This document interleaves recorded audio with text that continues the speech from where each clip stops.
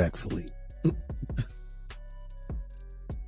Brittney Griner was in a Russian prison. You would think that somebody who is now free, back in America on home soil, would not have too much to complain about. After the controversy involving Brittney Griner and CaitlinClark spread across social media, fans waited to see how the situation would unfold. While many believed the WNBA wasn't doing enough to address the backlash, the story soon took another unexpected turn. Some fans even called it instant karma after everything that happened. If you're enjoying this content, be sure to like the video and subscribe to the channel. More than 90% of our viewers still haven't subscribed, and your support helps us create more videos like this. Now, let's get back to the story. Atlanta Dream played. Indiana Fever is where CaitlinClark plays. Atlanta Dream is where Brittney Griner plays. Now you tell me what it looks like Brittney Griner is saying here. For the ticky-tack fouls that we were talking about earlier today. For a little bit of context, this was in the fourth quarter after Brittney Griner fouled out against CaitlinClark and Indiana Fever would go on to win by 5. Now I'm going to tell you what I think she said. Let's play it back. Looks to me like she is saying trash and then calling CaitlinClark a bleed white girl. Just a reminder, this is who Joe Biden traded for the Russian merchant of death. So many WNBA players hate CaitlinClark so much when she is the best thing that could have happened to the league. And she's not the best thing that happened to the league because she's white. After weeks of controversy surrounding Brittney Griner, the situation has taken another dramatic turn. Many fans believe the league handled the incident too slowly, while others argue the latest developments could have major consequences for Griner's future. The WNBA's recent actions have sparked intense debate across the basketball world, with supporters and critics offering very different opinions. A story that once seemed to be fading away is now back in the spotlight, raising fresh questions about accountability, league decisions, and what comes next for everyone involved. I want to get people never to watch the WNBA. This is an amazing way to do it. If the league is going to be rooted in this sort of nastiness with regard to its only real star, good luck to them. Well, folks, the left has a real problem in the United States. They've spent the last several decades talking about how racism is an endemic problem in American life. And there's a problem with that problem, which is there's not. It all started after Brittney Griner fouled out against the Indiana Fever, when a viral clip sparked widespread debate and controversy. Caught on tape during a game with the Indiana Fever, dropping racial slurs against CaitlinClark, and pretty obviously doing so. Ticky-tack fouls that we were talking about earlier today. And it doesn't take a lot of genius to lip read Brittney Griner, whose voice, by the way, is about as low as mine is, calling her trash and an effing white girl. Now, of course, if CaitlinClark had ever suggested the same in reverse, using black as opposed to white in that sentence, that'd be the end of her WNBA career. But Brittney Griner is going strong. The viral footage quickly sparked widespread debate, with many people claiming the video supported their concerns, while others questioned the conclusions being drawn. As criticism grew, the WNBA faced increasing pressure over how it handled the controversy. Many fans felt the league's response was too slow and lacked transparency, allowing the story to gain even more attention. Instead of fading away, the situation continued to fuel heated discussions across the basketball community.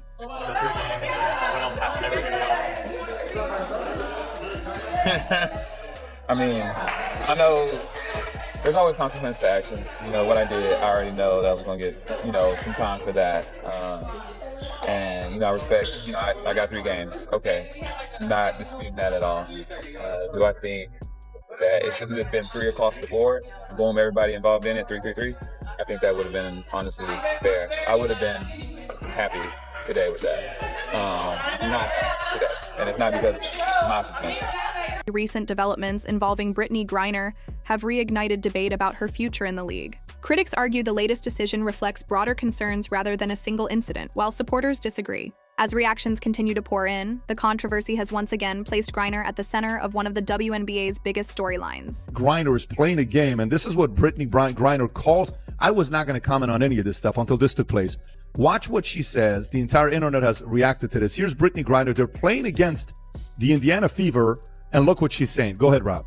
For the ticky-tack fouls that we were talking about earlier today. Well, that pretty much sounds like trash effing white girl. Yeah. I mean, let's just be honest. So the whole market reacts to this with Brittney Griner, right? And then the other quote, Rob, then I'm going to wrap this up and then I'm going to go to Adam. Put the quote of Brittney Griner, what she said about the NBA. This is so funny how all this stuff works out, right?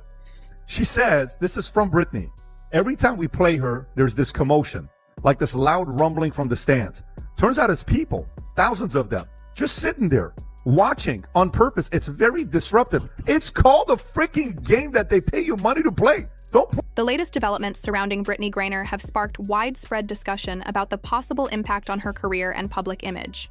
Beyond any on-court consequences, many fans believe the controversy could affect future endorsement opportunities and sponsorships. At the same time, the WNBA is facing growing scrutiny over how it handles high-profile incidents involving its biggest stars.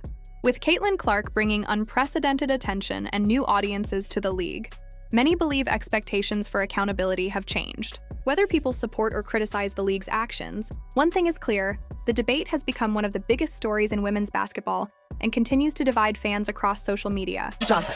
PG, right now you have 10 points, 5 rebounds. We see the Atlanta Dream as being very...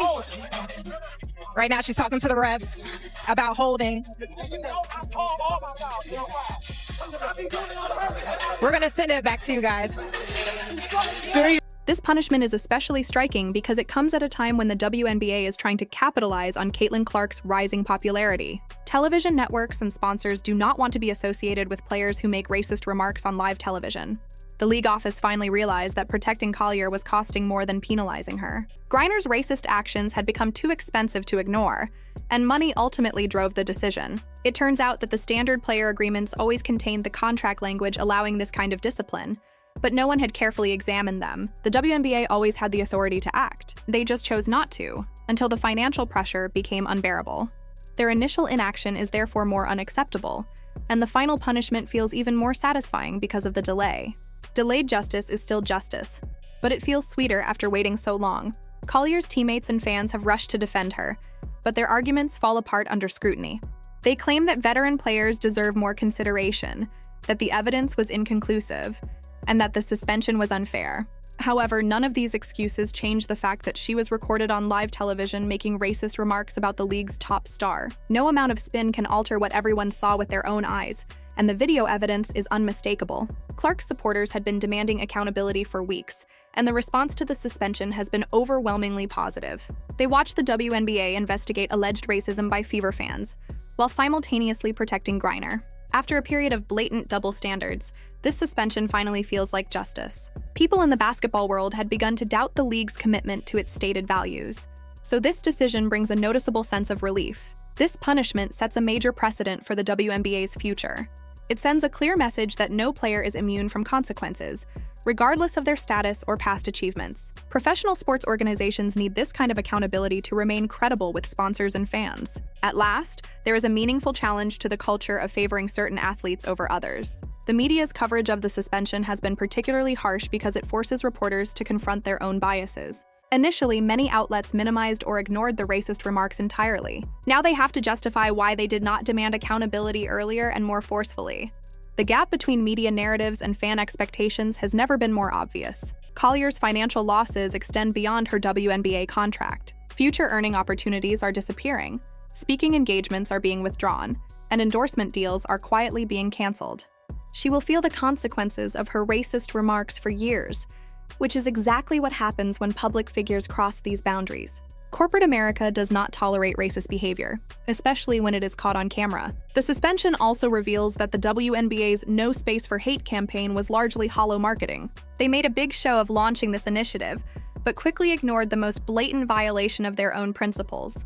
Outside pressure was needed to force action, exposing their commitment as weak. Even by professional sports standards, the hypocrisy is astounding. Griner's downfall is made even more striking by the prisoner swap backdrop, which highlights the entitlement and ingratitude that led to this situation. The United States traded a convicted arms dealer to secure her release, and in return, she made racist remarks about other Americans. That level of ingratitude is astonishing, and her current suffering feels like poetic justice. Other WNBA players are now realizing that protection from league leadership is not guaranteed. Those who have been getting away with bad behavior are wondering if they might be next. This suspension could improve the league overall by fostering a culture of accountability, as fear of consequences is a powerful motivator for change. The timing of the suspension aligns with important sponsorship renewals and television negotiations. The league could not afford to tolerate racist behavior during these discussions. Protecting Griner had become more expensive than punishing her, and when millions of dollars were at stake, the business case for accountability became unavoidable.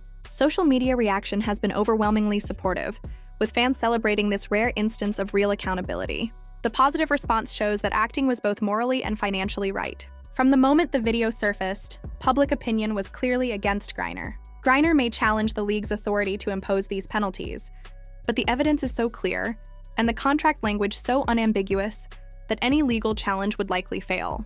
Such a move would only make her look worse and draw more attention to her bigoted actions. Teams now realize that the league will genuinely enforce conduct guidelines, which has important implications for coaching and management. Front offices are reevaluating their strategies, and general managers are taking notice of this shift in the cost-benefit analysis of protecting difficult players. The story also has international implications, as Griner's actions reflect poorly on American basketball. International rivals and partners are watching how the WNBA responds, and a firm response sends the right message about American values, especially given the embarrassment of the prisoner exchange.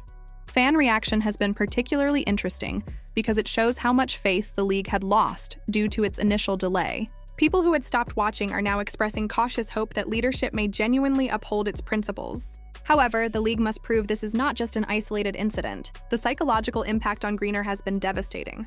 She clearly believed she was untouchable, but now she has been abandoned by the same league that once shielded her from domestic issues, international problems, and now racial remarks. The realization that she is not above the rules must be crushing, and other players are watching closely. The precedent this sets is crucial for future cases. If the WNBA applies these guidelines consistently, it can deter future incidents. But if this remains an isolated case, the problems will persist and the league's reputation will continue to suffer. Sponsors responded quickly and decisively because they do not want to be linked to racism. The financial pressure they placed on the league was likely a major factor in the suspension. This kind of publicity nightmare is unacceptable in corporate America, especially in today's social media landscape where controversies can go viral instantly. For CaitlinClark, the decision brings a sense of relief, as she has been dealing with this hostility while trying to maintain her professional reputation. At last, she is receiving the protection she should have had from the beginning. The suspension also sends a broader cultural message about accountability in professional sports, and other leagues are watching closely. Coaches are distancing themselves from Griner's remarks, and agents are facing the reality that her marketability has been severely damaged. Retirement rumors have already begun, and her legacy will forever be tarnished by this incident. In the end, Griner discovered that no one is above consequences, and karma delivered the perfect retribution for her actions.